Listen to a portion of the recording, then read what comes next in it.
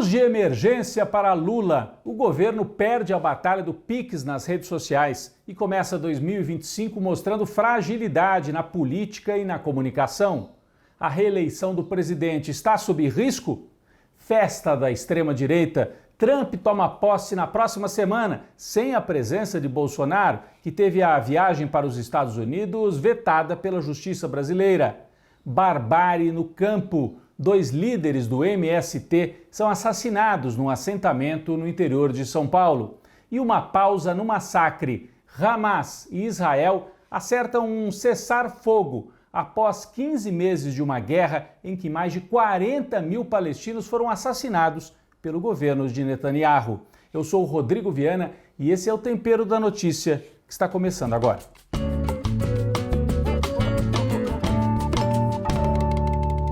O governo Lula sofreu uma enorme derrota nesse caso do Pix.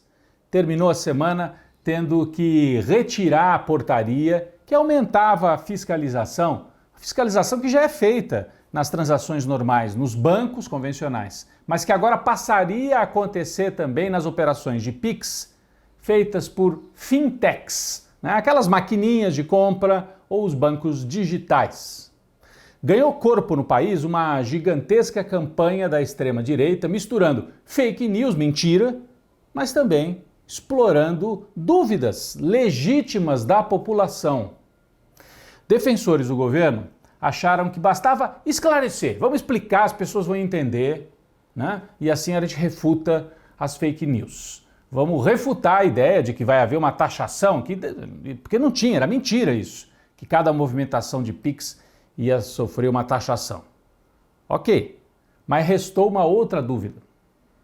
Se o governo vai aumentar a fiscalização para operações acima de R$5.000, inclusive nas maquininhas, nos bancos digitais, não haveria chance da Receita depois ir para cima, colocar na malha fina o povo que vive na informalidade, que depende dessas transações? Ficou essa dúvida e não adiantou o coordenador, o chefe da Receita Federal dizer: não, o objetivo da Receita não é o pequeno, nós queremos pegar os criminosos que usam esses caminhos para lavar dinheiro. Gente, as pessoas desconfiam de quem cobra imposto. Em algum lugar do mundo você conhece gente que acha legal quando você anuncia que vai aumentar a fiscalização? Em nenhum lugar. Desde o fim de semana anterior, eu estou entre aqueles que achavam que o governo devia retirar esta medida, rápido, porque tinha virado já um rastilho de pólvora, já dava para perceber, nas redes e nas ruas. Se falava disso o tempo todo. O governo agiu de maneira tecnocrática. É uma medida correta. E era uma medida para aumentar a fiscalização, para evitar lavagem de dinheiro e sonegação. Mas nós não estamos em tempos normais e temos que levar em conta que há do outro lado uma máquina de mentiras, de exploração para operar em casos como esse. Então, quando se percebeu, a medida é correta, nem tudo que é correto na política você pode, em todos os momentos, defender. Há momentos que você precisa recuar. E o governo demorou para recuar. Qual que é o meu raciocínio? Por que eu defendi que deveria retirar logo a medida? Essa questão do Pix não é uma questão central de governo, certo? É uma medida correta, mas não é uma questão central. Você não gasta o seu capital político numa medida lateral. Se fosse uma questão central, aí sim, você vai até o final na briga. Mas é que nem numa guerra. Você entra numa batalha, começa a perder aquela batalha. E aquela batalha não é decisiva para a guerra toda. Você vai manter o seu exército ali, vai perder o exército numa batalha que não é tão importante assim? Retira, reorganiza as tropas e se prepara para os novos combates. Bom, com algum atraso, foi isso que o governo fez. Não estou dizendo que foi bom retirar, não. Foi o menos ruim a se fazer, diante dessa confusão que se armou no país. Então, mostra a dificuldade do governo Lula, que já estava muito clara, na comunicação, mas também na avaliação política, talvez não compreender que o país de 2024, 2025, 2026 não é aquele país de 2003, 2004, 2005 no primeiro governo Lula. Tem outra configuração. Você tem uma ideologia, é cada um por si, né? Boa parte da classe trabalhadora acredita nisso, ou foi levada a acreditar. Mas nesse momento, esse combate é um combate muito complicado para ser feito, ainda mais sem os instrumentos nas redes sociais, né? Manter a proposta seria fazer o governo sangrar durante semanas, arriscando inclusive começar a assistir manifestações de rua que estavam começando a ser convocadas nas redes sociais. O vídeo daquele Nicolas, deputado de Minas Gerais, já estava fazendo de conta que haveria manifestações, tentando criar uma grande onda. Ele misturou ali fake com raciocínio para ganhar o apoio das pessoas que trabalham por conta própria e que desconfiam da Receita Federal. Começava a se criar uma espécie de novo 2013, vocês se lembram? Quando a Dilma tinha uma alta popularidade, vieram as manifestações de 2013 por causa de 20 centavos na tarifa de ônibus de São Paulo. Aquilo virou uma onda e a popularidade da Dilma despencou. De novo, a gente ia começar a ver manifestações assim, não é só pelo PIX, é pela dignidade do povo trabalhador. Assim como naquela época, não são só os 20 centavos. Aí, o governo retirou. E, nesse momento, eu acho que fez bem em retirar. Bom, a extrema-direita está cantando vitória. E foi mesmo uma vitória. Mas uma vitória que já estava dada. Na hora que o governo retira, era só reconhecer que já estava derrotado e que não queria continuar sangrando. Mas a extrema-direita canta vitória para dentro da sua bolha, que é imensa. Ok, ficou fortalecida junto aos seus militantes de extrema-direita. Mas você estanca o sangramento, que estava fazendo gente que nem é bolsonarista ficar com raiva do governo, por causa de um assunto que não é um assunto central.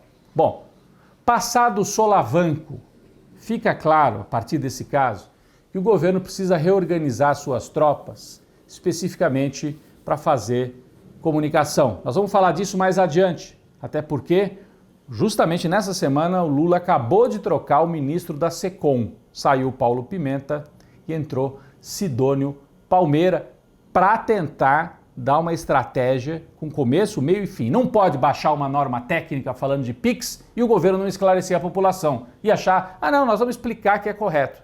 Não é assim mais que se faz política com uma extrema-direita tão mobilizada no Brasil e no mundo. Nós vamos falar daqui a pouco sobre isso. Essa mudança na SECOM precisa vir junto com uma ofensiva contra a extrema-direita, né? Que vai ser ajudada por um fato que vai acontecer nas próximas semanas. E aí, vamos virar essa página. O que vai ser? A denúncia do Procurador-Geral da República contra Bolsonaro. Nós já temos a informação. A denúncia está quase pronta. Ele está só decidindo se vai juntar os 3 casos, golpe de Estado, falsificação de caderneta de vacina, contrabando de joias, se vai juntar tudo numa denúncia só ou fatiar. Como é que isso vai ser?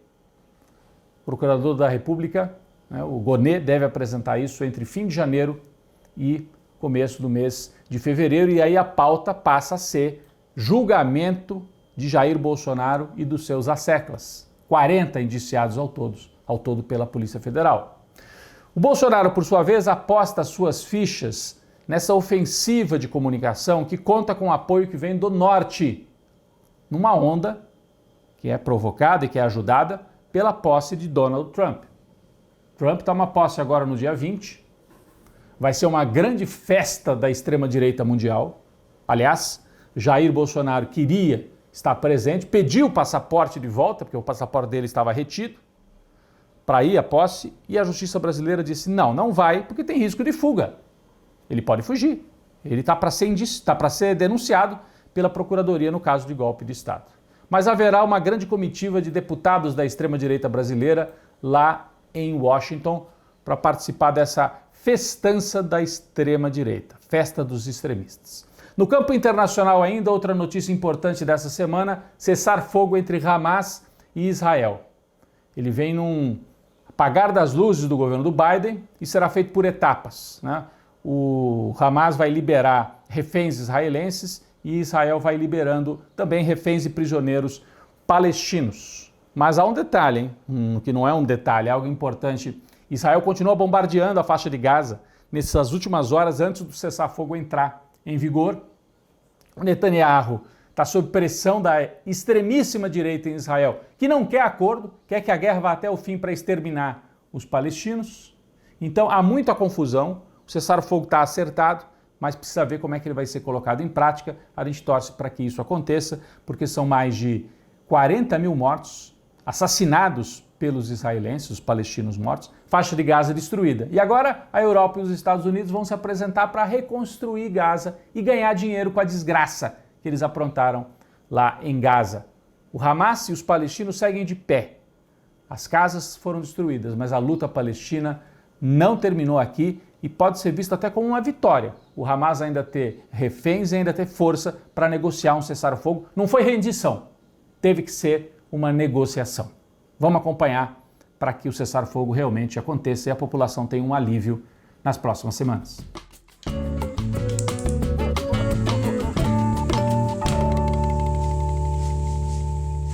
Quem está na panela de pressão, logo depois de assumir o cargo, é o novo ministro da SECOM, da área de comunicação do governo Lula, Sidônio Palmeira.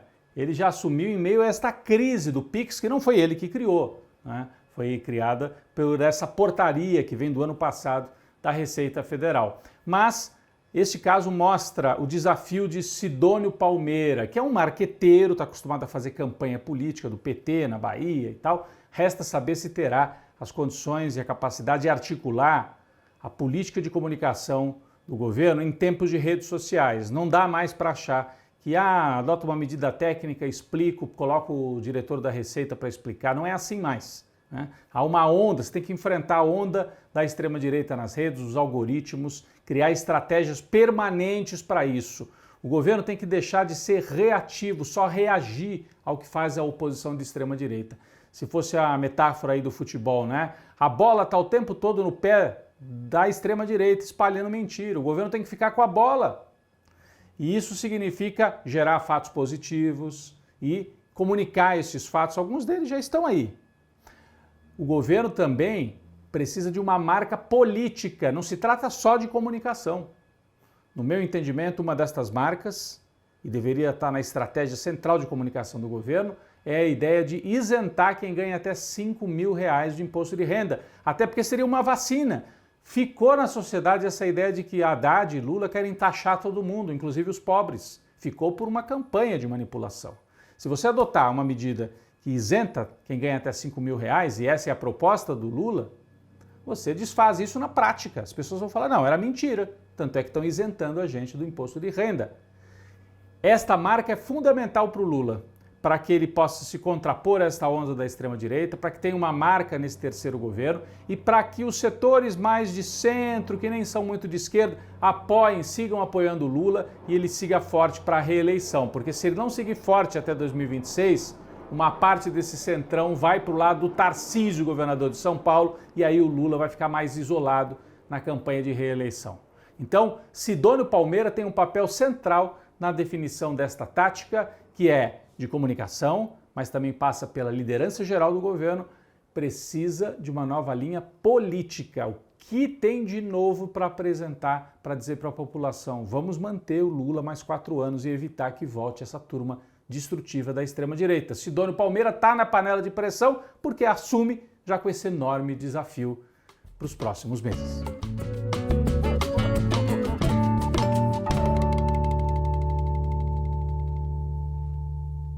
Um cafezinho para todos e todas que lutam no Brasil pelo direito à terra.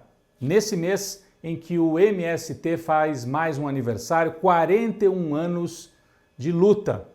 O MST, que faz a luta pela reforma agrária, lá no primeiro congresso do movimento, no Paraná, em 1985, um ano depois de ser fundado apenas, as palavras de ordem eram terra para quem nela trabalha, e ocupação é a única solução. Eram os lemas, que brotaram naquele congresso. O MST conseguiu garantir terra para mais de 500 mil famílias nesses anos todos de luta.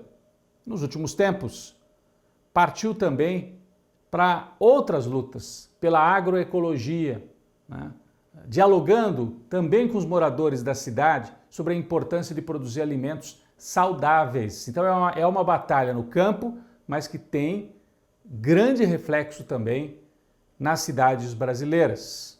Infelizmente, muitas vezes esta luta é impedida de forma violentíssima e alguns lutadores, muitas e muitos deles, pagam com a vida. Então, a gente comemora a existência do MST, mas num momento duro, mais uma vez, com a morte de 2 líderes do movimento, desta vez no interior de São Paulo, no município de Tremembé, no assentamento Olga Benário. Foram assassinados os agricultores Valdir do Nascimento e também Gleison Barbosa. Então, o nosso cafezinho, a nossa homenagem a esses 2 lutadores que se foram em Tremembé, as famílias deles, e a todas e todos que seguirão nesta luta. Muitos e muitos anos de vida para o MST, para suas lideranças, os seus militantes espalhados por esse Brasil afora, especialmente aos 2 que se foram nesse episódio de covardia, de violência no interior paulista. Um cafezinho pela memória deles e para todas e todos que seguirão aqui na luta.